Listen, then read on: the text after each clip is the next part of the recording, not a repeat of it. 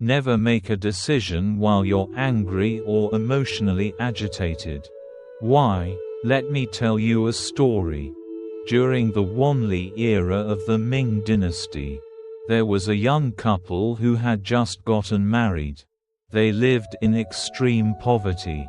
One day, the husband said to his wife, "My love, I must travel far away to find work.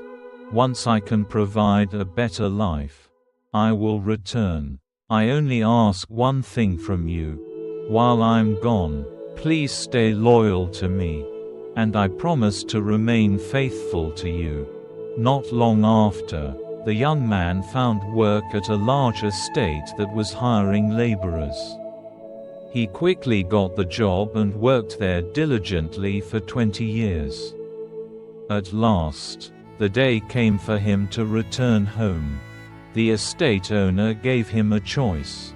Do you want the wages for 20 years of work? Or would you prefer to receive 3 pieces of advice instead? The man hesitated. He replied, "Let me think it over tonight. I'll give you my answer in the morning." The estate owner agreed. That night, the man couldn't sleep. The next morning, he said, "I choose the 3 pieces of advice." The estate owner then said, "The first, never take shortcuts, especially down a road you're unsure of. There are no cheap miracles in this world. Only hard work leads to a righteous path. The second, don't let curiosity drag you into potentially dangerous matters. It could cost you your life. The last, never make decisions when angry or emotionally agitated. You may regret them for the rest of your life." After giving the advice, the estate owner handed the man a small sum of money and 3 large loaves of bread. He reminded him, "The largest loaf must only be eaten after you return home." So the man set out on his journey. After a few days of travel, he had eaten half of the first loaf. Soon he reached a fork in the road. He asked a passerby which path would lead to his village. Person A said, "Take the narrow path. It's faster." Person B said, "Take the main road. It's safer." Impatient to reunite with his wife, he chose the shorter path. But not far down the way, he heard that the path was infested with bandits.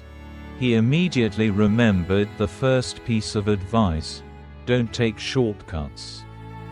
He turned back and took the main road.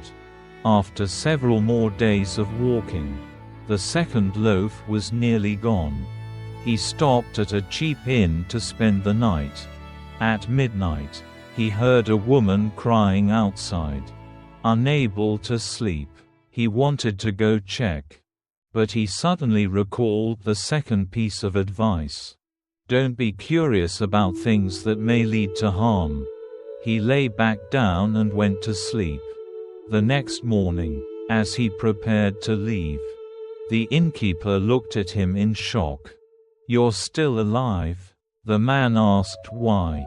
The innkeeper explained, "I have a mentally ill daughter. When she has episodes, she cries at night to lure guests outside, and then kills them. Last night, you were the only one who survived." The man trembled and left the inn immediately. After several more days, he finally reached his village. It was evening. He stood before his house, about to knock, when he suddenly heard a man's voice inside. Furious, he grabbed his hatchet, ready to burst in and kill the man. But then, the third piece of advice came to mind. Don't make decisions while angry. So he calmed down and sat quietly outside all night. At dawn, he knocked. His wife opened the door, overjoyed to see him, but he asked coldly, "Who's the man inside?" His wife replied, "It's our son.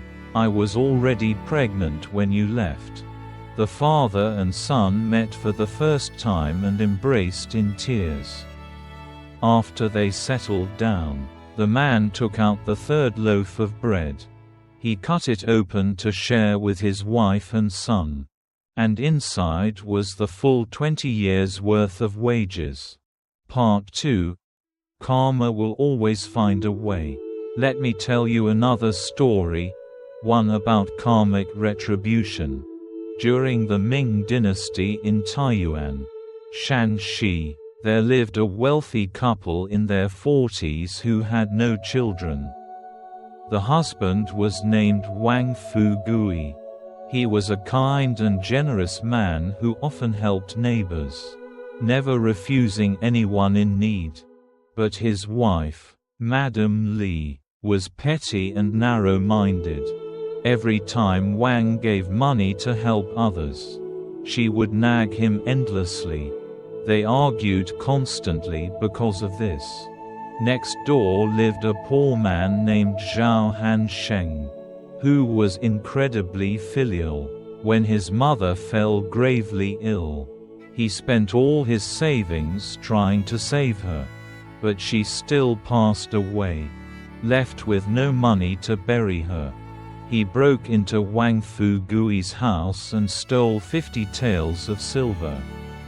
That night, he knelt before the ancestral altar and prayed, "I Zhao Hansheng have stolen 50 taels from Wang Fugui today, to bury my mother. If I cannot repay this in this lifetime, I vow to repay him 50-fold in my next life." The next morning, Wang noticed the missing silver.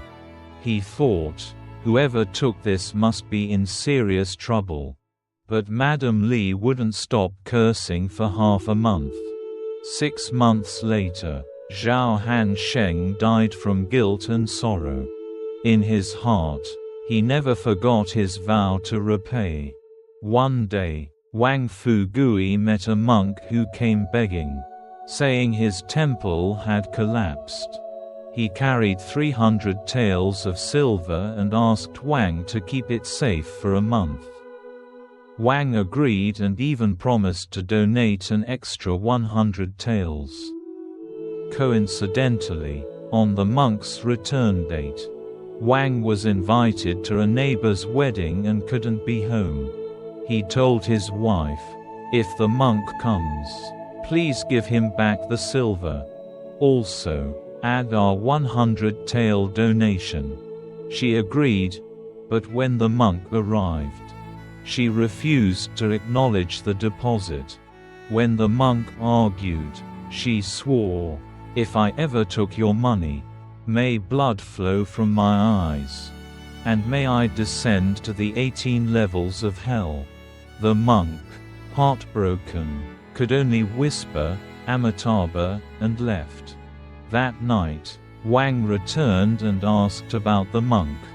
"Yes, he came. I gave him back the silver and added the donation." Wang was delighted. But the monk, devastated, passed away upon returning to the temple. Wang had no idea. Later, Wang and Madame Li miraculously had 2 sons, born 3 years after she became pregnant. They named them Da Bao and Bao. From young, the difference between them was clear. Da Bao was frugal and hard-working. Bao demanded luxury, smashed dishes after meals, and was spoiled by his mother. When they turned 18, Wang divided his wealth, half to Da Bao, half to Bao, and a portion for himself and his wife. Da Bao worked endlessly and eventually died from overwork. Wang was devastated. Bao squandered his inheritance. Madame Li gave him Da Bao's share. He wasted it too. She then secretly gave him her own portion.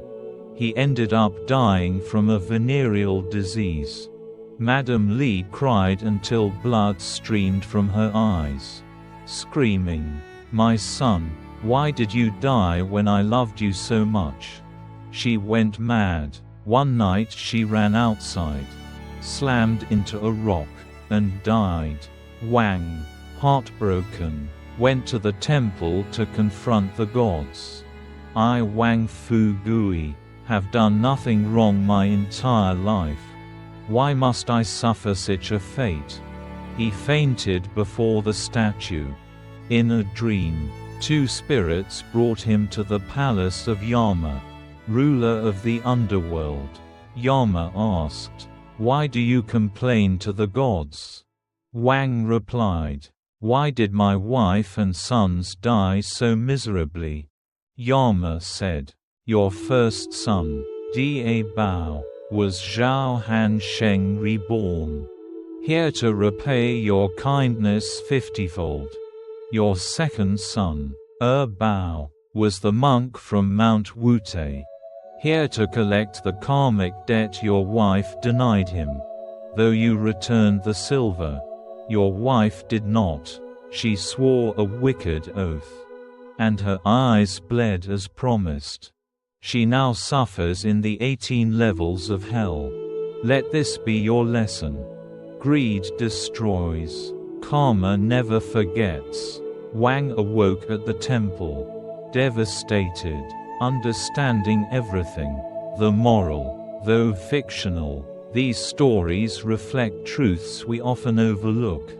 Shortcuts may cost you more than time. Curiosity in darkness invites danger. Decisions made in anger leave deep scars. Karma always finds its balance.